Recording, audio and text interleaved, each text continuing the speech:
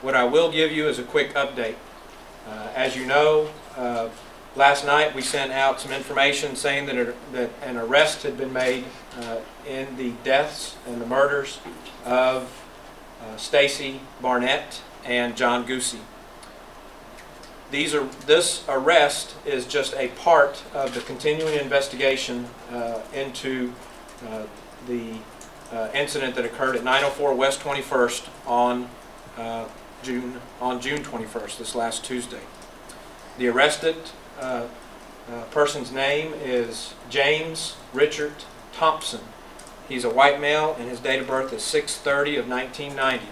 He is an Austin resident, and I will give you a little bit, although we don't have a full picture of his background, we will be able to talk a little bit about what led to his arrest. One of the key pieces to this has been the input that we have received through our continued requests to the public for assistance in this case. And that has only been as a result of the help that we have received from the media. The local media, the national media, America's Most Wanted has profiled this case, as well as members of the media from Houston. The information that we were looking for was help in identifying people who knew John Goosey and Stacy Barnett. That information led to the identification of James Ricky Thompson. That information came to us as an anonymous tip, and I just cannot tell you how important that tip was.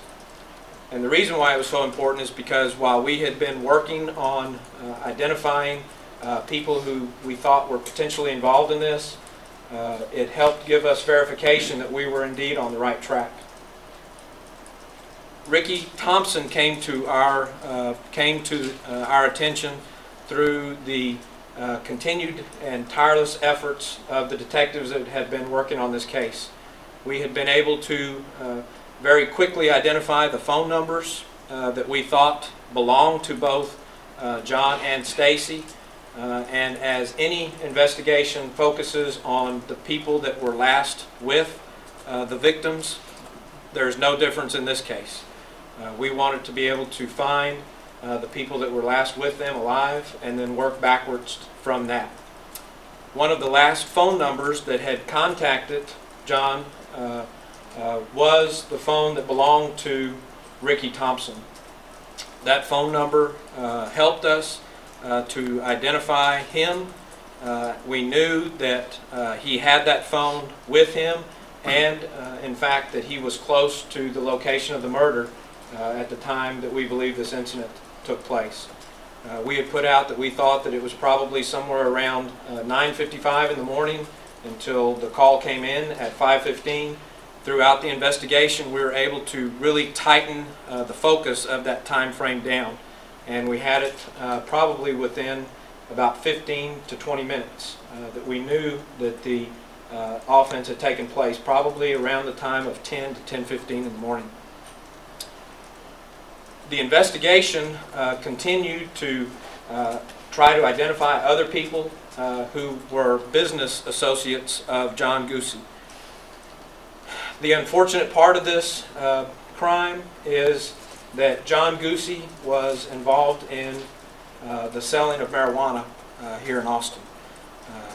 He was owed a substantial sum of money by Ricky Thompson, and it's our belief that Ricky Thompson wound up being left in his own mind with no other options than to kill that person that he owed the money to. And that was what we believe is the beginning and the end of this particular offense.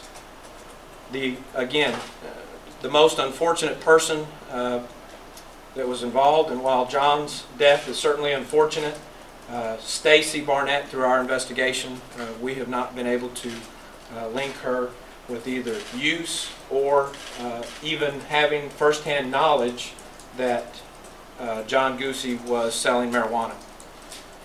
So Today we're here to come and to thank the public for their support, certainly for their prayers. It's been a completely draining experience for the detectives. I will guarantee you, though, that our level of attachment to this case doesn't even come close to the pain and the grief that the Goosey family and that the Barnett family are dealing with now. So with that, I'll open it up for additional questions. Was Thompson also a UT student, or had he? Thompson had graduated from the University of Texas. Oh, I'm sorry, Ricky Thompson. No. The background on Ricky Thompson is that he did not graduate from high school. He was a former student, I think, at a school district not inside of Austin, and I'll leave it at that. Do you know what kind of amount of money was owed? Was it in hundreds, thousands? We believe that it was in the thousands. You know, we have differing variations on what it was. I will tell you that after we had been able to arrest Ricky Thompson, and he was actually arrested 2 days ago, that he had been interviewed extensively by detectives, and especially by Detective Rice. His amount that he thinks he owed John was different, but the amount is really not the important. It's that he owed him money for drugs that John had fronted him and he had not paid for. Can you guys talk about, I think it was Friday night that the arrest was made. People in that area said that, I guess there was more than one arrest. Is that true? No. Can you talk about that? What had happened on Friday night was that we had issued a search warrant for a house on Alexandria. That's the house that Ricky Thompson lived at. There were also at least 3 other individuals that were there at the time that search warrant had been served. And that search warrant was in support of this investigation. That search produced an amount of marijuana, and that's what Ricky Thompson was arrested for on Friday night, early Saturday morning. The other folks that were there were not arrested. How did they meet? You know what? We know that Ricky and John's association spans a number of years, at least 3 years. So for us to be able to go back that far when we are this early in the investigation just has not taken place yet. I would almost assure you that their meeting was business related. They were not social acquaintances. They didn't run in the same circles. If I was to hazard a guess, I would say that it was because of John Goosey's selling of marijuana and Ricky Thompson's purchasing of that marijuana for further distribution. That's how they came in contact with each other. Is this a capital murder case? Did he steal marijuana from them also, or? No, right now it's a capital murder case because 2 persons were killed in the same incident. Sorry, did you say Thompson purchased the marijuana for redistribution? Yes.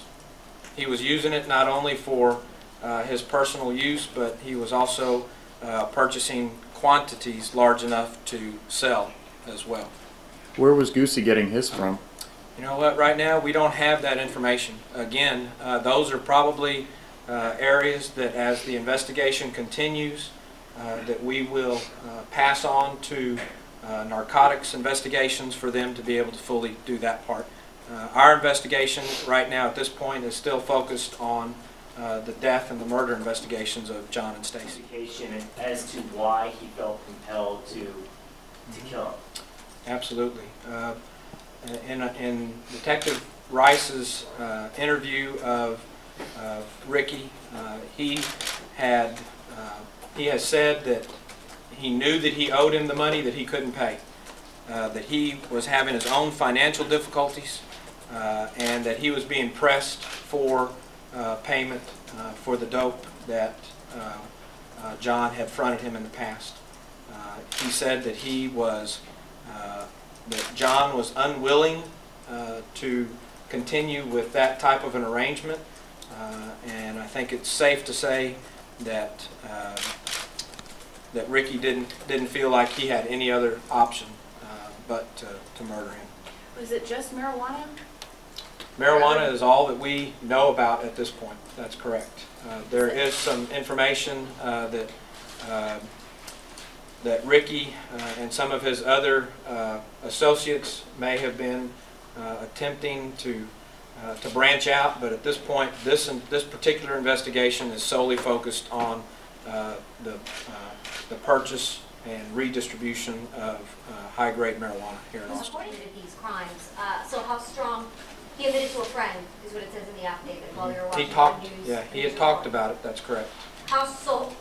Knowing that and having that, how strong is your case against Thompson right now? Absolutely. He was charged, but- I will tell you that our case against Ricky Thompson is solid. I will also tell you that through the interviews that Detective Rice conducted with Ricky Thompson, even leading up to this morning alone, that Ricky had indeed admitted his role in this murder. He gave particular details that only, and I can't say that strong enough, that only the person who had committed this murder would know. Will the man who provided him with a weapon be charged with anything, or? At this point, we don't know. Because it is an ongoing investigation, we are continuing to look at all angles and possible aspects as to how Ricky came to have that gun. We're also looking into the possibility that others may have, although not directly implicated in the murder, may have provided support, transportation, and may have had material knowledge after the fact. So those particular angles are still being worked, and while we have a virtual list of priorities, those are pretty high up in helping us get done. But so far, the only one arrested in this case has been Thompson, correct? That is correct. He's the only one that's been charged, and he was booked into jail this morning for capital murder. Do you know what his bond is? He has no bond. Miss Barnett was just in the wrong place at the wrong time. You know what?